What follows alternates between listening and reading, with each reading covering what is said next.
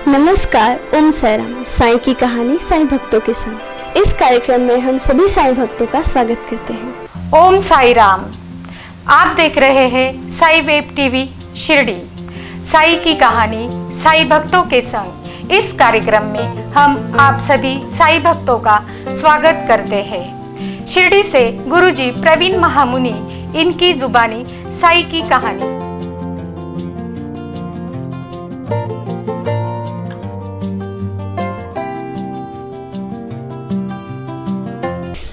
श्री सच्चिदानंद सद्गुरु साईनाथ महाराज की जय। ओम Sai Ram. Sai web TV Shirdi के माध्यम से साई की कहानी साई भक्तों के संग इस कार्यक्रम में मैं शिरडी से प्रवीण महामुनि, साई कथाकार एवं साई लीला महानाट्य का निर्माता आप सभी श्रोताओं का धन्यवाद स्वागत करता है। गए एपिसोड में हमने देखा कि कृष्णराव की जो बातें हैं आपको मैं आगे बताने वाला हूं। ये कहा था कुछ बातें ऐसी है कि बाबा का डेंगले पाटिल परिवार पर जो स्नेह था, जो प्यार था, वो ज्यादा बढ़ रहा था। इसका कारण भी कुछ ऐसा हुआ था कि डेंगले पाटिल परिवार स्वयं बाबा पर अपनी जान न्यौछावर करने के लिए तैयार था, क्योंकि ऐसे कुछ चमत्कार डेंगले परिवार के साथ घटे थे कि इससे वो बाबा को परमात्मा, परमेश्वर ही मानते थे। साक्षात बाबा तो परब्रह्म थे ही, लेकिन उनका यह स्वरूप सजीव मनुष्य जीवन का स्वरूप था। इसलिए आम लोगों को बाबा एक मनुष्य रूप में ही दिखाई देते थे। लेकिन डेंगले परिवार यह ऐसा परिवार था कि जो बाबा को साक्षात परब्रह्म के रूप में देखता था। और साथ ही साथ में बाबा के द्वारका माई के आशीर्वाद से डेंगले पाटिल परिवार में जो नाना साहब डेंगले पाटिल है, उनको पुत्र रत्न प्राप्त हुआ था। इससे तो उनकी प्रगाढ़ भक्ति, प्रगाढ़ विश्वास बाबा के चरणों में हुआ था। और इसके चलते हर चीज को, हर बात को डेंगले पाटिल परिवार बाबा के साथ शेयर करता था। बाबा हफ्ते में 1, 2, 3 बार, जितने भी बाबा को लगे उतनी बार नीमगांव बाबा साहब डेंगले पाटिल को मिलने के लिए उनके घर तक जाते थे, उनके घर में बैठते थे। उसके बारे में भी आगे विस्तार से हम बात करेंगे कि बाबा ने किस तरह से बड़े बड़े चमत्कार नीमगांव में किए। तो आइए, तब तक यह नाना साहब को जो पुत्र रत्न प्राप्त हुआ था, वह धीरे धीरे धीरे 5 साल का हुआ। 5 साल का हुआ, बच्चा खेलने लगा, इधर उधर दौड़ता था, कहीं जाता था, लेकिन कहीं जाकर आने के बाद हाथ मुंह धोकर अपने घर में बैठता था। एक दिन की बात है कि वैसे ही वह कहीं घूम कर आया, लेकिन अनजाने में उसकी आंखों में किसी चीज का इन्फेक्शन हो गया। और उस इन्फेक्शन के कारण उस छोटे से बालक जिसका नाम कृष्णराव था, उसकी आंखों में इन्फेक्शन के कारण उसकी आंखें लाल हो गई, लाल हो गई। उसने अपनी माता नानी जी को दिखाया कि मेरी आंखों में कुछ गया है और मुझे उससे तकलीफ होती है। तो नानी जी ने कहा कि कुछ नहीं, ठीक हो जाएगा। पानी से आंखें धो दी और फिर वो कृष्णराव खाना खाकर सो गया। उसका दर्द बढ़ गया। रात को खाना खाकर सोने की कोशिश करने लगा, लेकिन कृष्णराव को नींद आ नहीं रही थी, क्योंकि उसके आंखों में जैसे कि सुइयां चुभ रही थी। ऐसा एक भयानक सा दर्द उसके आंखों में चल रहा था। उसके चलते उसके आंखों से पानी बहने लगा। कृष्णराव बड़ी पीड़ा से रोने लगा। उसकी यह हालत देखकर नानी माँ, नाना साहब, बाबा साहब सभी व्यथित हो गए और किसी भी कारण उसे नींद नहीं आती थी। लगभग 1 दिन बीत गया, फिर भी उसकी सूजन और उसका दर्द कम नहीं हुआ। उसकी आंखें दिन ब दिन ज्यादा लाल होती चली गई। दूसरा दिन भी उस बच्चे ने कराहते हुए निकाला। किसी ने कुछ कहा, किसी ने कुछ कहा, लेकिन उस बेटे का दर्द ठीक नहीं हो रहा था। फिर तीसरे दिन जब उसका दर्द असह्य हो गया, और वह कृष्णराव अपने माता पिता से कहने लगा कि माँ, मैं देख नहीं पा रहा हूं। उसकी आंखों की रोशनी चली गई थी, तब तक इतना इन्फेक्शन बढ़ गया था, उसकी आंखों में इतनी सूजन आई थी कि उसकी आंखों की पुतलियां तक नहीं दिखाई दे रही थी। इतना दर्द, इतनी पीड़ा वह कृष्णराव प्रतिदिन सह रहा था। इसके चलते नाना साहब डेंगले, बाबा साहब डेंगले पाटिल, नानी, इन्होंने आजू बाजू के हकीम, वैद्य, डॉक्टर्स की सलाह ली। किसी ने इंजेक्शंस दे दिए, किसी ने उसके अंदर आंखों में डालने के लिए कुछ दवाई दी, किसी ने जड़ी बूटियों का प्रयोग किया, लेकिन प्रत्येक प्रयत्न व्यर्थ साबित हो गया। किसी भी प्रयत्न से कृष्णराव की आंखें ठीक नहीं हो पा रही थी। तभी अचानक नानी ने कहा, अरे, जिसके कारण यह बेटा मुझे मिला है उसे तो हम भूल रहे हैं। तो नाना साहब ने अचानक ही अपनी आंखें खोलकर देखा, नानी मां की आंखों में देखा, नानी की आंखों में साक्षात पानी की जलधाराएं बहने लगी और बाबा को याद कर रही थी। बाबा, अब तुम ही हो तारनहार, तुम ही हो पालनहार। इस बच्चे को बचाने की जिम्मेदारी बाबा आपकी है, क्योंकि ये बच्चा भी आपने दिया हुआ है। इतना विश्वास बाबा के चरणों में जब नानी ने दिखाया तो सब हड़बड़ाकर खड़े हो गए। बैलगाड़ी बुलाई और बैलगाड़ी में उस बच्चे को बिठाकर धीरे धीरे बैलगाड़ी शिरडी की ओर चली गई। नीम के पेड़ के पास आकर बैलगाड़ी रुक गई। बाबा साहब ने कृष्णराव को अपनी हथेली पर उठाया था, क्योंकि बच्चा इतना, मतलब उसके शरीर में जान ही नहीं बची थी, इतना ज्यादा व्याकुल था बच्चा, उसे ज्यादा तकलीफ हो रही थी। उस बच्चे को, कृष्णराव को बाबा साहब ने उठाकर उस पगडंडी से द्वारका माई की तरफ जाने लगे। पीछे सब नाना साहब, नानी सभी मिलकर साथ ही चलने लगे। तो सामने से शिरडी के वैद्यराज कुलकर्णी जी पधार रहे थे। उनकी सवारी 2-4 अपने साथियों के साथ सामने से बाबा साहब को आते देखकर कुलकर्णी ने आवाज लगाया, अरे ओ बाबा साहब, कहाँ जा रहे हो और क्या हुआ बच्चे को? तो बाबा साहब ने कहा कि देखिए ना, 3 दिन से मेरे बेटे के आंखों में एक जलन है और ठीक ही नहीं हो रही। कई लोगों को दिखाया, कुछ असर नहीं हो रहा है, और आज है कि मेरा बेटा देख नहीं पा रहा है। तो कुलकर्णी हंसकर बोले, अरे, इसे फिर यहां कहां लेकर आए हो? अपने बाड़े पर लेके आते। अरे, इसकी आंखों का तो मैं इलाज कर दूंगा, और यह इलाज का तो मैं यूं ही एक चुटकी में मैं इस बेटे की आंखों का इलाज कर सकता हूं। यहां कहां लेकर आए हो?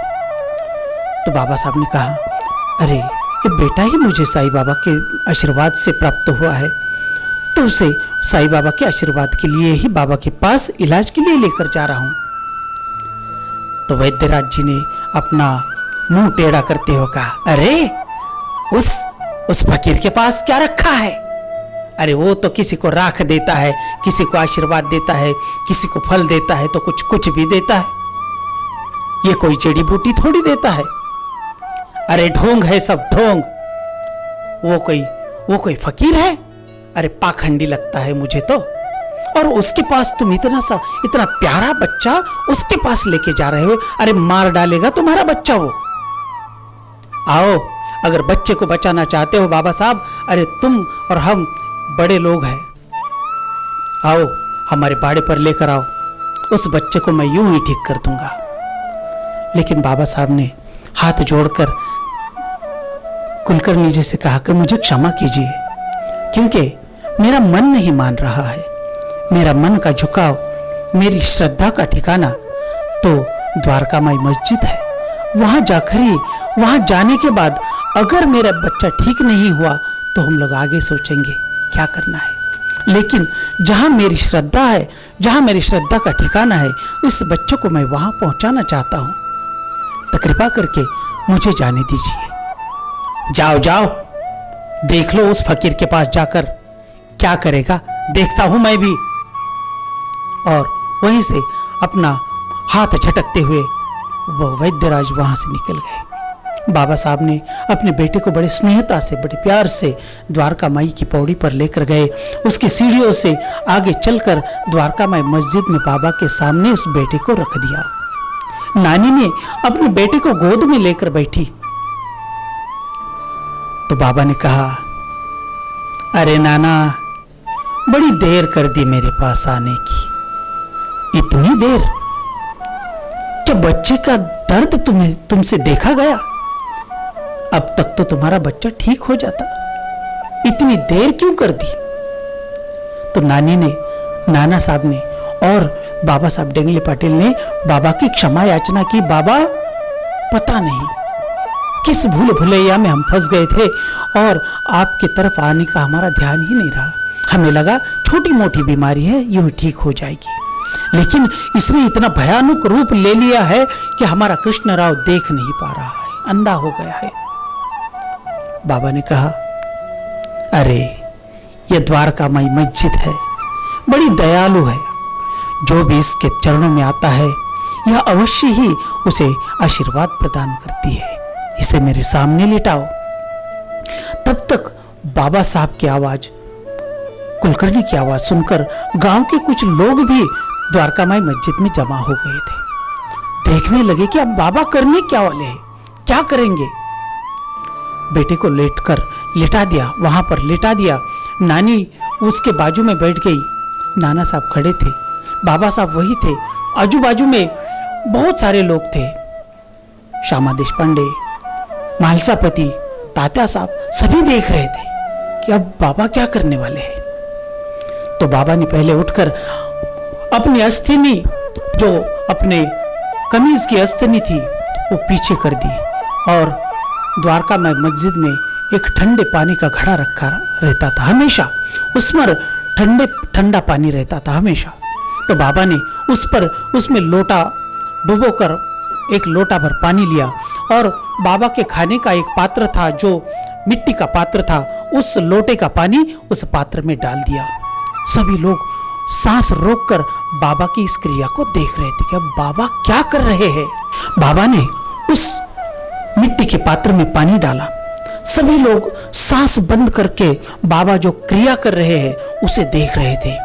तभी अचानक द्वारका माई मस्जिद के दरवाजे पर कुलकर्णी स्वयं खड़े थे, वैद्यराज अपने 2-3 बंदों के साथ, और उन्होंने बाबा साहब को आवाज दी, अरे ओ बाबा साहब, अभी भी वक्त है, अगर अपने बेटे को बचाना चाहते हो तो अभी भी मेरे पास लेकर आओ, मैं तुम्हारे बेटे का इलाज करूंगा और वो भी मुफ्त करूंगा, तुम्हारे पास से एक पैसा भी नहीं लूंगा और तुम्हारे बेटे को मैं ठीक करूंगा। लेकिन बाबा की इस क्रिया को देखकर किसी का उसके ऊपर ध्यान नहीं गया। बाबा साहब ने उस चीज को अनदेखा किया, बाबा की तरफ देखने लगे। बाबा ने अपने अंतर चक्षु से अपने भगवान को, अपने आराध्य को एक बार प्रणाम किया और कृष्णराव के पास चले गए और सभी लोग देखते रह गए। उन्होंने कृष्णराव के सर पर प्यार भरा हाथ फेर दिया। हाथ घुमाते ही कृष्णराव मानो सम्मोहित हो गया और उनका शरीर सुन्न पड़ गया।